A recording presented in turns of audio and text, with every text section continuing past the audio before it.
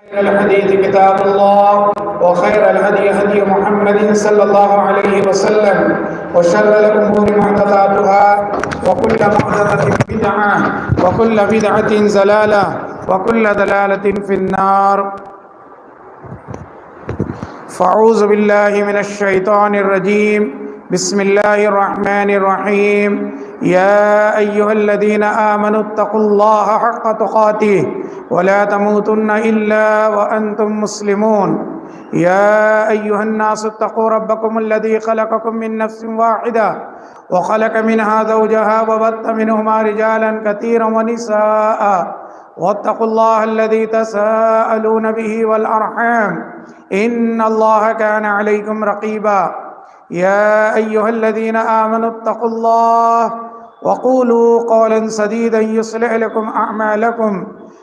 لكم أعمالكم ويغفر لكم من ذنوبكم ومن يطع الله ورسوله فقد فاز فوزا عظيما. وقال الله تبارك وتعالى: بسم الله الرحمن الرحيم.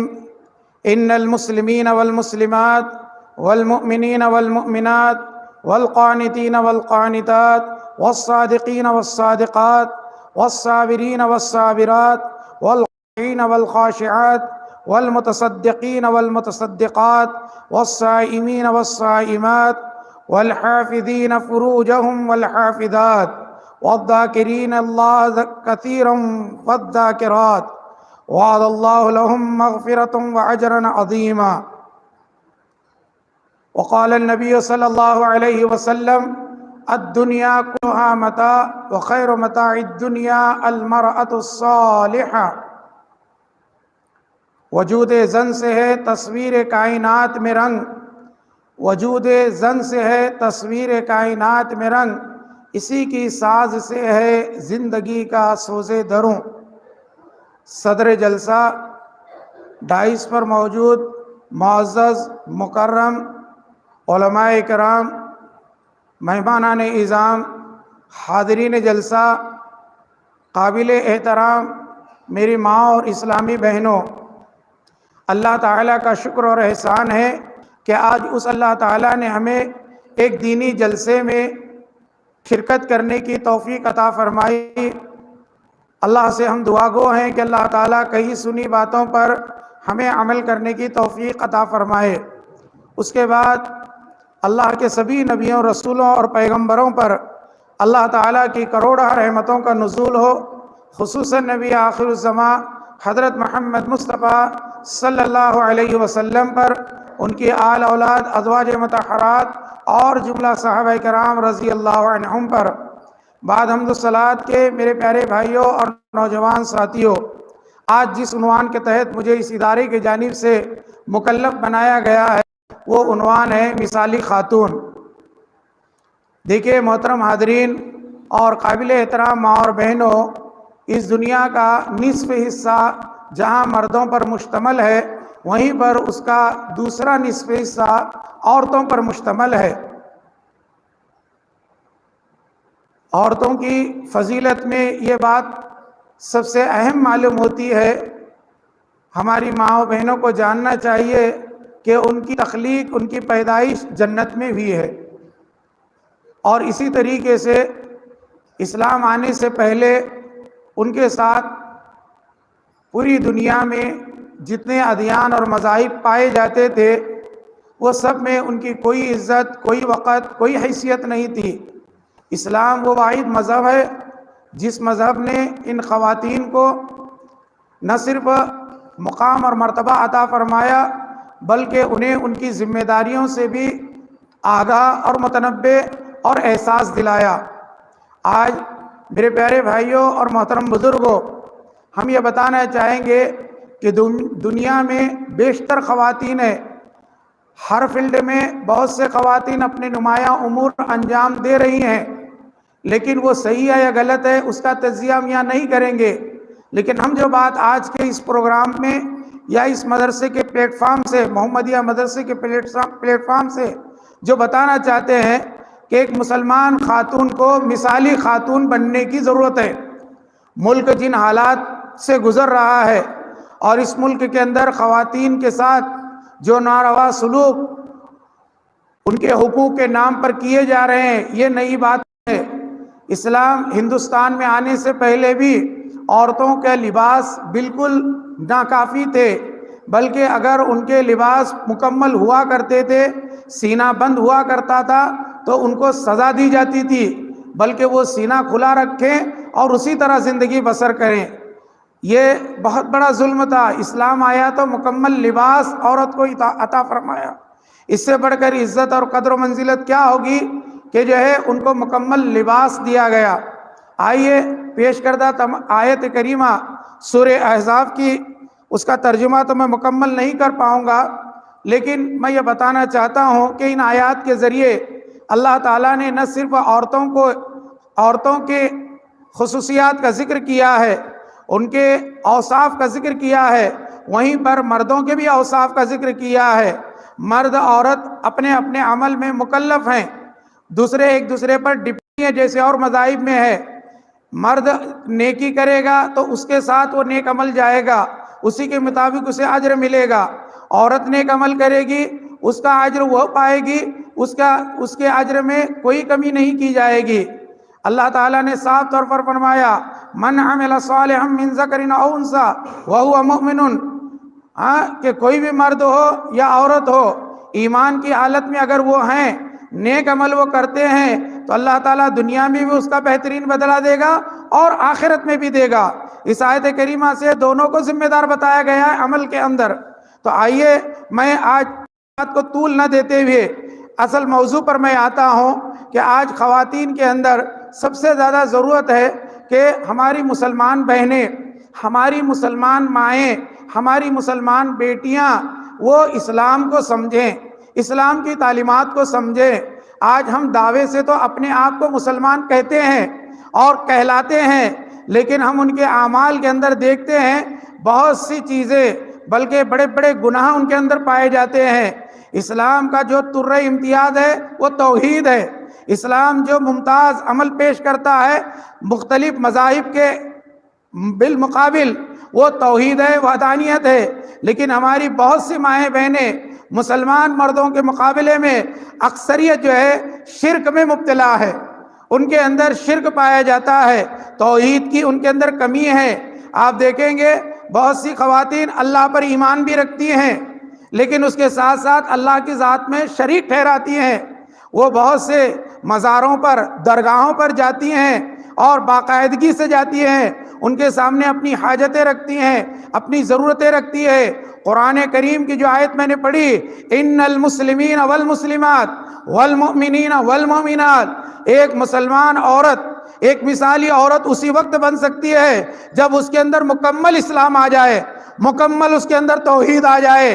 آج ہماری بیشتر مائیں بہنیں ان درگاہوں کے اندر رہنے والے باباؤں کو حاجت روا جانتی ہے، مشکل کشا سمجھتی ہے، جبکہ انہیں یہ جاننا چاہیے کہ اللہ رب العالمین واحد وہ ہے جو مشکل کشا ہے، حاجت روا ہے، ہر ایک کے ضروریات کو وہ پوری کرتا ہے، اور وہ اللہ ہے جو عزت کا مالک ہے۔ اولاد بھی وہی دیتا ہے، لڑکا بھی وہی دیتا ہے، لڑکی بھی وہی دیتا ہے، عزت کا بھی وہی مالک ہے، ذلت کا بھی وہی مالک ہے، غریب کو بھی امیر وہی بناتا ہے، امیر کو غریب وہی بناتا ہے۔ یہ تمام عقائد کے اندر ہماری ماں بہنوں کو جاننے کی ضرورت ہے کہ ان کا جتنا عقیدہ درست ہوگا، ان کے گودوں میں پلنے والی اولاد وہ موحد پیدا ہوگی، وہ توحید پرست پیدا ہوگی۔ یہی وجہ ہے کہ آج ہماری ماں بہنوں کے اندر شرک تو شرک اور بہت سارے گناہ پائے جاتے ہیں، لیکن ہمارے اسلاف اکرام کی خواتین کو ہم دیکھتے ہیں، ان کے جو ہے اعمال کا مطالعہ کرتے ہیں تو پتہ چلتا ہے کہ انہوں نے اپنے بچوں کو، اپنے گود کے بچوں کو اپنے چھاتیوں سے صرف دودھ ہی نہیں پلایا، بلکہ توحید کا نعرہ بھی انہیں سکھایا، توحید کا نعرہ بھی بتایا۔ وہ کہا کرتی تھی خدا فرما چکا قرآن کے اندر میرے محتاج ہے پیر و پیمبر۔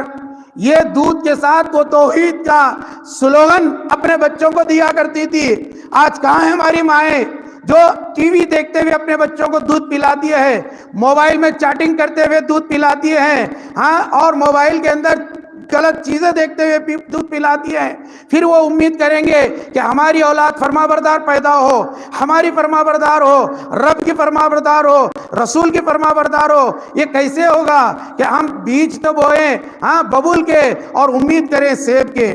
میں یہ بتانا چاہتا ہوں میری ماں اور بہنوں کو، وہ غور سے سنیں کہ آج تمہارے اندر توحید آنا بہت ضروری ہے۔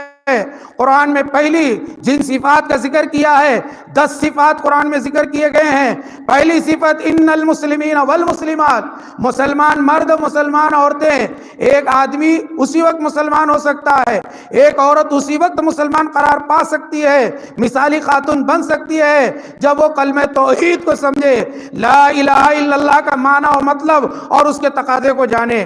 بات بڑھ جائے گی اور 2-4 صفات میں بیان کرنا چاہتا ہوں، تو اتنی بات کافی ہے کہ ایک ہماری ماں، ایک ہماری بہن، ایک ہماری بیٹی، وہ اپنے آپ کو سچا پکا مسلمان بنائے، توحید پرست بنائے، شرک سے دور رہے، کسی سے امید نہ لگائے سوائے اللہ کے، کسی کا خوف نہ کرے سوائے اللہ کے، کیونکہ قرآن صاف کہتا ہے ان الشرک لظلم عظیم۔ اسی طریقے سے غیر اللہ کی قسم بھی نہ کھائی جائے، اسی طریقے سے جو ہے ہاں کاہنوں کے پاس جانا، ان کی باتوں کی تصدیق کرنا، جادوگروں کے پاس جانا، یہ صاف طور پر عورتوں میں زیادہ پایا جاتا ہے اور یہ شرک کے قبیل سے ہے۔ میں واضح انداز میں اس کی تردید کرتا ہوں، اگر اب تک ہماری ماں بہنوں نے ایسے اعمال کیے ہوں گے ہاں تو وہ توبہ کریں۔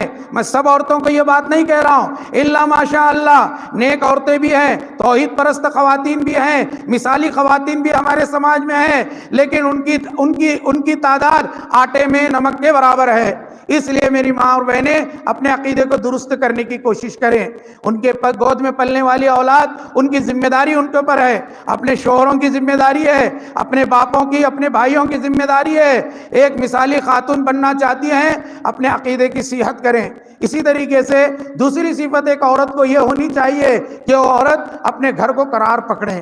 جو قرآن کا واضح حکم ہے کہ وہ گھر کے اندر رہنے والی عورت ہونا چاہیے۔ وَقَرْنَا فِي بُيُوتِكُنَّ وَلَا تَبَرَّجْنَا تَبَرُّجَ الْجَاهِلِيَّةِ الْأُولَى۔ قرآن میں اللہ نے فرمایا کہ جو ہے وہ اپنے گھروں کو قرار پکڑیں۔ یہ خصوصی خطاب امہات المومنین سے ہے۔ امہات المومنین نہ تو شاپنگ کرنے جاتی تھی، امہات المومنین نہ تو پارکنگ کرنے جاتی تھی، امہات المومنین تو نہ تو گپ شپ کرنے جاتی تھی۔ ان سے نیک خواتین اس دنیا میں نہ آ سکتی ہے نہ آئی ہیں، اس کے باوجود اللہ تعالیٰ کا یہ خطاب ہے کہ وہ اپنے گھروں کو قرار پکڑیں، اپنے گھروں کے اندر بیٹھ کر قرآن کی تلاوت کریں، احادیث صحیحہ کا مطالعہ کریں۔ یہ کس سے خطاب ہو رہا ہے؟ عرش والے کا خطاب ان ماں بہنوں سے ہو رہا ہے جو سب سے زیادہ اپنے گھروں کے اندر قابض رہا کرتی تھی۔ لیکن آج ہماری ماں بہنوں کو دیکھیں گے وہ بات بات پر گھروں سے باہر نکلتی ہے، چھوٹی چھوٹی چیزوں کے لیے وہ اپنے گھروں سے بے پردہ نکلتی ہے، با پردہ نکلتی ہوئی ہیں تو وہ جا کر آگے پردے نکال دیتی ہیں۔ ہاں کتنی عورتیں لوکل ٹرین میں چلتی ہیں، کتنی لڑکیاں کالج میں آفیسز میں کام کرتی ہیں، وہ گھر سے تو پورا بانقاب ہوتی ہے، با پردہ ہوتی ہے، لیکن جب آگے جائیں گی تو وہ جو ہے اپنا برقع اپنا نقاب سب نکال کے پرس میں ڈال لیں گی اور پھر وہی جینس پینٹ ٹی شرٹ سے نکلتی جائیں گی۔ بہرحال بات آگے آئے گی۔ میں بتانا چاہتا ہوں ضرورت کے تحت اسلام نے اجازت دی ہے، ضرورت کے تحت اسلام نے اجازت دی ہے۔ دواخانہ جانا ہو تو آپ جا سکتے ہیں، میڈیسن لانا ہو تو آپ گھر کے باہر جا سکتے ہیں، ہاں بینک جانا ہے آپ جا سکتے ہیں۔ یہ ضرورت کے تقاضے یقیناً واجب ہیں اور ضروری ہیں، لیکن بلا وجہ جانا، بلا ضرورت جانا، اس کے گھر گئے اس کے گھر گئے وہاں گئے یہاں گئے، اکثر مرد محنت کرتے ہیں، دن بھر کام دھندا کرتے ہیں، اس کے بعد رات میں گھر آتے ہیں تو وہ چھوٹے مسئلے پہاڑ بن کر ان کے سامنے آ جاتے ہیں۔ کیوں کہ عورتیں بلا وجہ گھروں میں جانے سے وہ جو جھگڑے ہیں وہ تمام گھروں کے اندر خاندانوں کے اندر بڑھ جاتے ہیں اور خاندان ٹوٹ کا شکار ہو جاتے ہیں۔ میں سب عورتوں کو یہ بات نہیں کہہ رہا ہوں، لیکن جو عورتیں مثالی بننا چاہتی ہیں انہیں چاہیے قرآن کی اس آیت کریمہ پر وہ عمل پیرا ہو اور اپنے آپ کو مثالی خاتون، جنتی خاتون بنانے کی کوشش کریں۔ اس طریقے سے اگر جو عورتیں یہ بات نہیں مانتی ہیں اور وہ بن ٹھن کر نکلتی ہیں، خوشبو لگا کر نکلتی ہیں، تو سن لیں نبی کریم صلی اللہ علیہ وسلم کا فرمان ہے المرأۃ عورۃ فإذا خرجت استشرفها الشیطان، کہ ایک عورت حقیقت میں عورت ہے چھپانے کی چیز ہے، پردے میں رکھنے کی چیز ہے، اگر وہ باہر بلا ضرورت نکلتی ہے تو شیطان اس کے پیچھے جھانکتے ہوئے نکلتا ہے۔ ظاہر سی بات ہے جس عورت کے پیچھے شیطان لگ جائے اس کا انجام کیا ہونے والا ہے۔ ہاں قرآن میں اللہ کے رسول صلی اللہ علیہ وسلم نے فرمایا نساء کاسیات عاریات ممیلات مائلات، کہ عورتوں میں بعض عورتیں ایسی ہیں جو عورتیں جو ہے ننگی مادرزاد ہوں گی، کپڑا پہنے ہوئے ہوں گی، لیکن اتنا باریک، اتنا پتلا، اتنا فٹ ہوگا کہ وہ عورت کی ساری جسامت کو واضح کر رہا ہوگا۔ خود مائل ہونے والی ہوں گی اور لوگوں کو مائل کرنے والی ہوں گی۔ آج وہ دور ہے جس کی پیشن گوئی پیارے نبی صلی اللہ علیہ وسلم نے آج سے 1500 سال پہلے فرمائی تھی۔ ہمیں چاہیے، ہم مثالی خاتون بننا چاہتے ہیں تو ہم جو ہے باپ جو ہے گھروں کو قرار پکڑیں۔ اسی طریقے سے میں بتانا چاہتا ہوں کہ عورتوں کے لیے سب سے بڑی خصوصیت یہ ہے کہ ایک مثالی عورت بننا ہے، ہمیشہ باپردہ رہیں۔ پردہ ایک عورت کا لازمی حصہ ہے، لازمی حصہ، جزوی حصہ نہیں ہے، لازمی حصہ ہے۔ عورت کو چاہیے وہ باپردہ رہے۔ قرآن میں اللہ تعالیٰ نے جو ہے عام عورتوں کو بعد میں ذکر کیا، خاص عورتوں کو ذکر کر کے عام عورتوں سے خطاب کیا ہے۔ یا ایھا النبی قل لازواجک وبناتک ونساء المؤمنین یدنین علیہن من جلابیبہن۔ اللہ تعالیٰ فرماتا ہے سورہ احزاب آیت نمبر 59، کیا فرماتا ہے؟ اے نبی کریم صلی اللہ علیہ وسلم، آپ اپنی بیویوں سے کہہ دیجئے، آپ اپنی بیٹیوں سے کہہ دیجئے، آپ تمام مومنوں کی عورتوں سے کہہ دیجئے کہ وہ اپنے سروں پر، اپنے سینوں پر دوپٹہ اور چادر ڈال لیا کریں۔ سنا آپ نے؟ پردہ کرنے کا حکم کس کو کیا جا رہا ہے؟ میری ماں اور بہنوں، پردے کا حکم کس کو اللہ تعالیٰ کہہ رہا ہے؟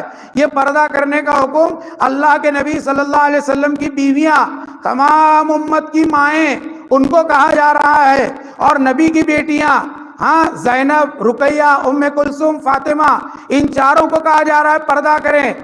ہم یہ تصور کر سکتے ہیں، تصور کی بات کر رہا ہوں، اکیلے میں بیٹھ کر یہ تصور کر سکتے ہیں کہ یہ عورتیں بے پردہ باہر آئیں گی، یہ عورتیں بے پردگی کا مظاہرہ کریں گی، اپنے زینت کا مظاہرہ کریں گی؟ پھر پردہ کرنے کا حکم کس کے ساتھ کیا جا رہا ہے؟ وہ صحابہ کرام رضی اللہ عنہم جن کے بارے میں جب بھی نام لیا جاتا ہے ہر ایک عالم، ہر ایک مقرر، ہر ایک خطیب، ہر ایک داعی کہتا ہے رضی اللہ عنہم ورضوا عنہ، اللہ ان سے راضی ہوا، وہ اللہ سے راضی ہوئے۔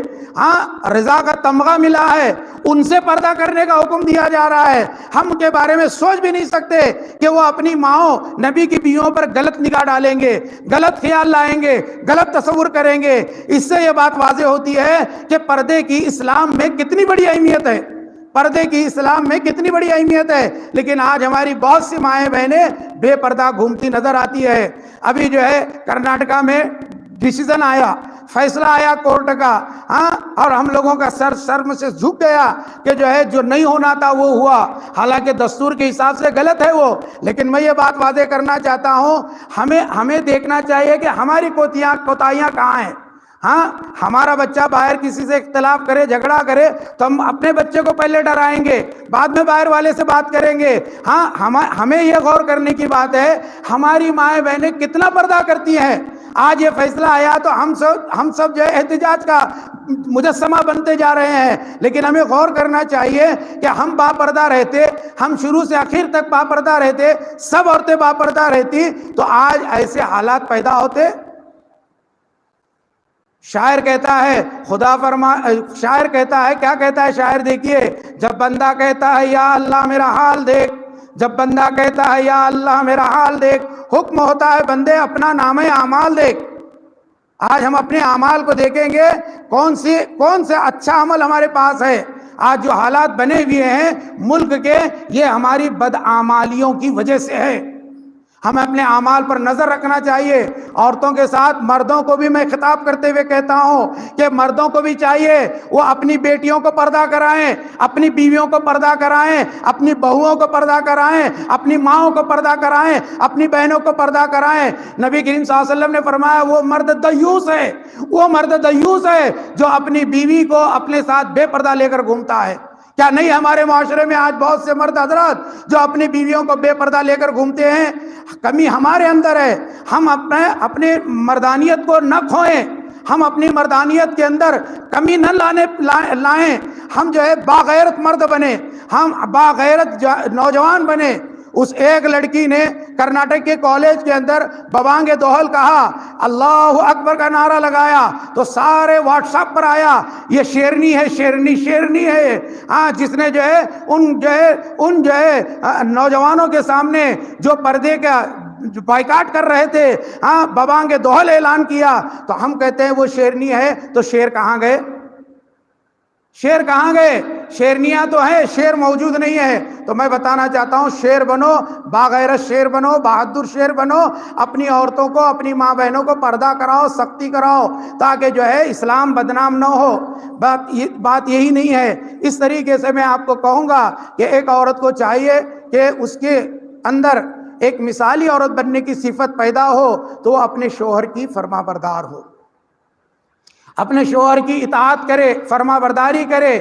اسلام میں سب سے زیادہ اس بات پر توجہ دی ہے، ایک بیوی شوہر کے نکاح میں آ جاتی ہے تو شوہر کی ہر چیز کا وہ خیال رکھے۔ یہاں تک کہ نبی کریم صلی اللہ علیہ وسلم نے شوہر کے بارے میں یہ بیان فرمایا ہے، كنت آمرا عهدا ان يسجد لعهد لامرت المرأة ان تسجد لزوجها۔ آپ نے فرمایا اگر میں اللہ کے سوا کسی کو سجدہ کرنے کا حکم دیتا تو میں ایک بیوی کو حکم دیتا کہ وہ اپنے شوہر کا سجدہ کرے۔ پتہ کیا چلا کہ شوہر کا مرتبہ اتنا بڑا ہے کہ سوائے سجدے کے وہ ہر طرح کی خدمت اپنے شوہر کی کرے۔ ہاں، ایک مرتبہ صحابہ کرام رضی اللہ تعالی عنہم میں کچھ لوگوں نے سوال کیا اللہ کے رسول صلی اللہ علیہ وسلم سے، ایو نساء خیر، اے اللہ کے رسول صلی اللہ علیہ وسلم عورتوں میں سب سے بہترین عورت کون ہے، سب سے مثالی عورت کون ہے؟ آپ صلی اللہ علیہ وسلم نے فرمایا التی تسرہ اذا نظر وتطیعہ اذا امر ولا تخالفہ فی نفسها ومالہ بما یکرہ۔ سنن نسائی۔ ہاں، سنن نسائی کی حدیث ہے کہ بہترین عورت، مثالی عورت وہ ہے جس کو شوہر دیکھے تو وہ اس کو خوش کر دے، ہاں، اور جب حکم دے تو اطاعت کرے، اور اپنی جان میں اور اس کے مال میں جس کو وہ ناپسند کرتا ہے اس کی مخالفت نہ کرے۔ آج ہماری مائیں بہنیں اپنا جائزہ لیں، شوہروں کے ساتھ ان کے معاملات کیا ہیں، شوہروں کے ساتھ ان کے تعلقات کیسے ہیں۔ میں ایک طرفہ بات نہیں کر رہا، شوہروں کو بھی چاہیے وہ بیویوں کے ساتھ حسن سلوک کریں۔ نبی کریم صلی اللہ علیہ وسلم نے شوہروں کو بھی بتایا، ہاں، خیرکم خیرکم لأہلہ انا خیرکم لأہلی، میں اپنے گھر والوں کے ساتھ اچھا ہوں، تم میں بھی بہترین وہ لوگ ہیں جو اپنی بیویوں کے ساتھ اچھے ہو۔ لیکن بیویوں کو بھی چاہیے بات بات پر وہ طلاق کا مطالبہ نہ کرے، بات بات پر وہ میکے جانے کی دھمکی نہ دیں۔ ہاں، جیسی ذمہ داریاں ان کی ہیں ان ذمہ داریوں کو ادا کرنے کی وہ کوشش کریں۔ ہاں، یہاں تک کہ بہت سی مائیں بہنیں اپنی خوبصورتی کو بچانے کے لیے اولاد کا حمل نہ قرار پانے کے لیے وہ اپنے مردوں کو اپنے بستر پر آنے سے روکتی ہے۔ سب عورتیں نہیں کہہ رہا ہوں، بعض عورتیں ایسی ہیں۔ اللہ کے رسول صلی اللہ علیہ وسلم فرماتے ہیں والذی نفسی بیدی ما من رجل یدعو امرأته الى فراشها فتعابى علیہ الا کان الذی فی السماء ساخطا علیہا حتی یرضى عنها، رواہ مسلم۔ اللہ کے رسول صلی اللہ علیہ وسلم فرمایا اس ذات کی قسم جس کے قبضے قدرت میں میری جان ہے، ہاں، شوہر اگر اپنی بیوی کو رات میں بستر پر بلاتا ہے، وہ اس کے آنے سے انکار کرتی ہے تو اللہ تعالیٰ اس وقت تک ناراض رہتا ہے جب تک کہ شوہر اس کا راضی نہ ہو جائے۔ یہ کتنی بڑی وعید ہے، کتنا بڑا جو ہے اس کے اندر اللہ تبارک و تعالیٰ نے جو ہے ہمیں یہ دلایا ہے، ہاں، جو ہے ڈرایا ہے، دھمکایا ہے۔ اس لیے ہماری وہ بعض مائیں بہنیں جو اس طرح کا عمل کرتی ہیں اس سے باز آ جائیں۔ اسی طریقے سے بچوں کی دیکھ بھال کریں، بچوں کی نگرانی کریں۔ میں اس پر زیادہ نہیں بولوں گا، میرے بعد مقرر جو ہے فضیلت الشیخ شمیم فوزی صاحب ہیں، وہ جو ہے اس پر خطاب کریں گے، میں اس کو چھوڑ کر آگے بڑھتا ہوں۔ عورتوں کے اندر شوہروں کی مخالفت زیادہ ہوتی ہے، یہ الگ چیز ہے۔ ایک اطاعت پر میں نے بات کی، مخالفت بھی ہوتی ہے، اور یہ مخالفت کیسی ہوتی ہے؟ مرد عورتوں کی انا کا مسئلہ ہوتا ہے، گھر کے اندر کوئی مسئلہ آ گیا تو عورت کہتی میرا چلنا چاہیے، مرد کہتا ہے نہیں تیرا کیوں چلے گا، میرا چلنا چاہیے۔ اس کو نشوز قرار دیا گیا ہے قرآن میں، اس کو کیا کہا گیا؟ نشوز۔ اللہ تعالیٰ فرماتا ہے واللاتی تخافون نشوزہن فعیذوہن وہجرن فی المضاجع واضربوہن، سورہ نساء آیت نمبر 34۔ اللہ تعالیٰ نے فرمایا ان عورتوں کے بارے میں تم ڈرتے ہو جو تمہاری مخالفت کرتی ہیں، یا نشوز سے مراد عربی میں نشوز جو ہے وہ بلندی کے معنی میں آتا ہے، ارتفاع کے معنی میں آتا ہے۔ ناشزہ اس عورت کو کہتے ہیں، ناشزہ اس عورت کو کہتے ہیں جو شوہر کے سامنے اپنے آپ کو بالا تر سمجھے، شوہر کو کمتر سمجھے، اپنے آپ کو بالا تر سمجھے، اور کہے کہ اس گھر میں تمہارا نہیں چلے گا میرا چلے گا۔ یہ ایسا نہیں ہونا چاہیے۔ صحیح بات ہے، صحیح مشورہ ہے، آپ دے سکتی ہیں، شوہر کا بھی کام ہے، صحیح مشورہ ہے قبول کرے۔ اللہ کے نبی صلی اللہ علیہ وسلم نے ایک موقع پر غالباً ام سلمہ سے انہوں نے صلح حدیبیہ کے موقع پر ان کا مشورہ قبول کیا تھا۔ شوہر کو بھی چاہیے کہ اگر صحیح مشورہ آ رہا ہے جو فائدے کا ہے تو لے سکتے ہیں، لیکن جبر نہیں کیا جا سکتا۔ عورت منوانے کی کوشش نہیں کریں گی، ڈرانے دھمکانے کی کوشش نہیں کریں گی، گھر کا ماحول سازگار بنا رہے، گھر کا ماحول محبت اور یگانگت کا بنا رہے، یہ بڑی ذمہ داری ایک خاتون پر ہوتی ہے۔ مثالی خاتون وہی کہلاتی ہے گھر کے ماحول کو بکھرنے سے وہ بچائے۔ چنانچہ جو ہے میں آپ کو بتاؤں گا کہ آج بہت سی عورتیں مرد کو بلند سمجھنے کے بجائے اپنی بالادستی منوانے کی کوشش کرتی ہیں۔ چنانچہ جو ہے مرد کی بالادستی کو اسلام نے قائم رکھا ہے، اور اس کی دو وجہ ہیں، دو اسباب ہیں میری ماں اور بہنوں، وہ بتاتا ہوں آپ کو تاکہ بات اچھی طرح سمجھ میں آئے۔ قرآن میں ایک اللہ نے فرمایا الرجال قوامون علی النساء بما انفقوا۔ یہ کیا ہوتا ہے؟ اس کا معنی مرد حاکم ہے عورتوں کے اوپر، مرد قوام ہے عورتوں کے اوپر، کیونکہ وہ ان کے اخراجات کو برداشت کرتے ہیں، ان کے اخراجات کو برداشت کرتے ہیں، اس لیے مرد حاکم ہے۔ تو یہ قرآن کی آیت بھی۔ دوسرے جو ہے عقلی طور پر یہ ہے کہ عورت کے مقابلے میں مرد ڈیسیزن لینے میں، فیصلہ لینے میں زیادہ قوی اور زیادہ مضبوط اور مستحکم ہوتا ہے۔ عورت جو ہے ماہواری اور دیگر کمزوریوں کی وجہ سے مرد کے مقابلے میں وہ ڈیسیزن نہیں لے سکتی جو مرد لینے کی صلاحیت رکھتا ہے۔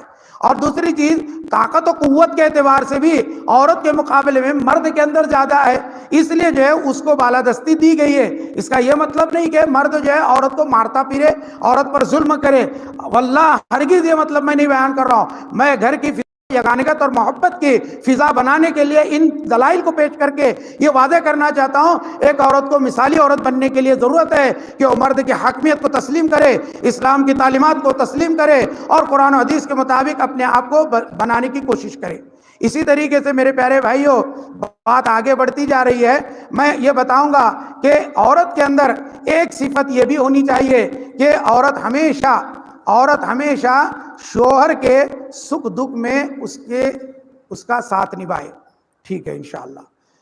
عورت جو ہے مرد کے سکھ دکھ میں ساتھ نبھائے۔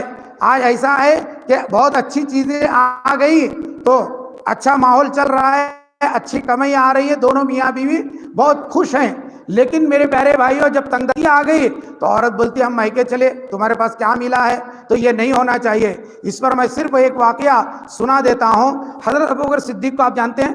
حضرت ابوبکر صدیق رضی اللہ تعالیٰ عنہ کتنے مالدار تھے۔ ان کی ایک بڑی بیٹی تھی، عائشہ کی بڑی بہن حضرت اسماء رضی اللہ عنہ، ان کا نکاح جو ہے حضرت زبیر کے ساتھ ہوا۔ حضرت زبیر کے بارے میں وہ بیان کرتی ہیں کہ جب میرا نکاح ان کے ساتھ ہوا تو کسی قسم کی کوئی جائیداد ان کے پاس نہیں تھی سوائے جو ہے ایک گھوڑے کے، غلام بھی نہیں تھا ان کے پاس۔ ماں ان کے گھوڑے کو دانا پانی دیتی، ان کی دیکھ بھال کرتی، فرماتی کہ گھوڑے کو گھاس اور چارہ دیتی، اس کے لیے کھجور کی گٹلیاں کوٹ کر چارے میں ملاتی، پھر اسے کھلاتی، بڑے ڈول کے ساتھ پانی نکال کر کنویں سے لاتی، آٹا گنتی۔ لیکن مجھے اچھی طرح روٹیاں پکانا نہیں آتا تھا، انصار کے خواتین سے میں کہا کرتی تھی۔ تو اس طریقے سے جو ہے کھجور کی گٹلیوں کو میں سر پر لاد کر اتنے دور سے لاتی تھی، مدینہ سے تقریباً جو ہے وہ کھیت جس کو اللہ کے رسول صلی اللہ علیہ وسلم نے جو ہے حضرت زبیر کو ہدیتاً دیا تھا، گفٹ کے طور پر دیا تھا، وہاں سے تقریباً جو ہے 2 میل کا فاصلہ تھا، چلچلاتی دھوپ میں وہاں سے گھر پر آتی تھی۔ سوچئے میری ماں اور بہنوں، صحیح مسلم کی روایت ہے، سوچئے کتنی محنت وہ کرتی تھی گھر کے لیے اور گھریلو زندگی کو برقرار رکھنے کے لیے۔ آج ہماری ماں بہنیں کے پاس سب ہونے کے باوجود بھی وہ شوہر کے ساتھ پنگا لینے کی کوشش کرتی ہیں۔ یہ وہ صحابیاں ہیں جو امیر گھرانے کی بیٹی ہے لیکن اپنے غریب شوہر کے ساتھ کس طریقے سے تکلیف اٹھا کر گزارا کر رہی ہے، شوہر کے ساتھ نباہ کر رہی ہے، شوہر کے ساتھ زندگی بسر کر رہی ہے اور شوہر کو ہر طرح کے خوش رکھنے کی کوشش کر رہی ہے۔ ایسی مثالی خاتون بننے کی آج ہماری ماں بہنوں کو ضرورت ہے۔ چنانچہ جو ہے وقت ہو گیا ہے، مجھے چٹھی آئی ہے، میں چاہ رہا تھا 1-2 باتیں اور بیان کروں۔ اکثر عورتوں میں ایک صفت ہے، شکر گزاری عورتوں کے اندر بہت کم ہوتی ہے۔ میں نہیں کہتا، اللہ کے رسول صلی اللہ علیہ وسلم سے آپ نے ایک عید کے موقع پر بیان فرمایا، میں جو ہے اپنی آنکھوں سے عورتوں کو جہنم میں دیکھتا ہوں، زیادہ تعداد میں عورتیں جہنم میں رہیں گی۔ پوچھا گیا بیما یا رسول اللہ، اے اللہ کے نبی صلی اللہ علیہ وسلم کس وجہ سے؟ تو آپ صلی اللہ علیہ وسلم نے فرمایا تکفرن العشیر وتکثر اللعنہ، کہ بہت زیادہ شوہروں کی ناشکری کرنے کی وجہ سے۔ آج کتنا بھی عورتوں کو کیا جائے، سب عورتیں نہیں، کتنا بھی عورتوں کو کیا جائے، بعض عورتیں ایسی ہے شوہر کو آخر میں ایک جملہ کہتی ہے، تم نے ہمارے لیے کیا کیا؟ ان عورتوں کو جاننا چاہیے حضرت ابراہیم علیہ السلام نے اپنی بیوی ہاجرہ اور اپنے بیٹے اسماعیل کو جب مکہ کی وادیوں میں بسایا تو کبھی کبھار وہ جو ہے وہاں اپنے بچے کی خیر خیریت دریافت کرنے کے لیے جاتے تھے۔ ایک مرتبہ ابراہیم علیہ السلام گئے، دروازہ کھٹکھٹایا اپنے بیٹے کا، بہو باہر آئی، کہا کون؟ وہ پہچانتی نہیں تھی کہ یہ سسر ہیں ابراہیم علیہ السلام۔ اس نے کہا کیا بات ہے؟ کہا السلام علیکم۔ ابراہیم علیہ السلام نے کیسے ہو، کیسے گزر رہی ہو؟ ہاں نہیں کچھ بھی نہیں گزر رہی، بہت حالت تکلیف میں، نہ پانی ہے، نہ کھانا ہے، نہ دانا ہے۔ ہاں کہا کہ تمہارے شوہر کہاں گئے؟ کہا وہ باہر چلے گئے۔ کہا وہ آنے کے بعد ان کو میرا سلام عرض کرنا اور کہنا ایک بزرگ آئے تھے، انہوں نے کہا ہے کہ چوکھٹ بدل دیں۔ چنانچہ جو ہے اسماعیل علیہ السلام آئے اور فوراً انہوں نے کہا کہ جو ہے ایک بزرگ آئے تھے، انہوں نے آپ کو سلام عرض کیا اور انہوں نے کہا چوکھٹ بدل دے۔ انہوں نے اسماعیل علیہ السلام نے کہا وہ جانتی ہو کون تھے؟ وہ میرے باپ ابراہیم علیہ السلام تھے۔ تم نے ان کے سامنے گھر کے گلا شکوہ کیا، گھر کی شکایت کی، انہوں نے یہ کہا کہ میں تجھے طلاق دے دوں۔